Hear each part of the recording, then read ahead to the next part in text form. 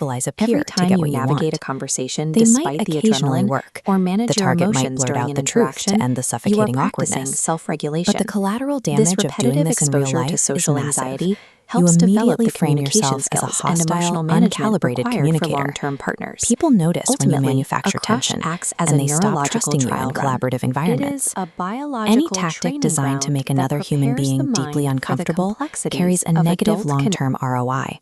The momentary advantage is never worth the permanent damage to your social capital.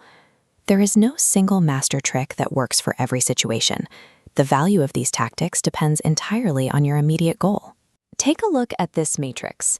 We map the surviving tools to 3 distinct viewer profiles to figure out exactly what you should deploy.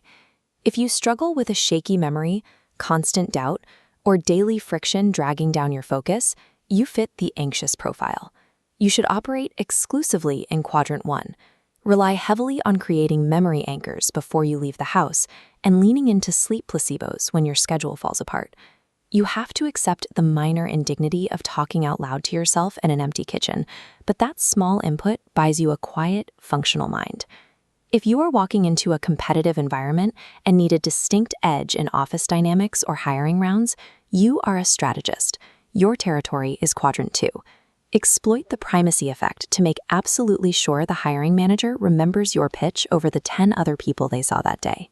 Finally, if you want to build durable influence but refuse to engage in manipulative mind games, you are the authenticator. Your job is to explicitly reject every tactic in Quadrant 3.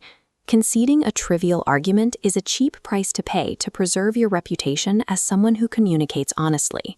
True interpersonal influence doesn't come from an awkward, weaponized stare. It comes from understanding where human memory and attention naturally break down and aligning your behavior to support those limits.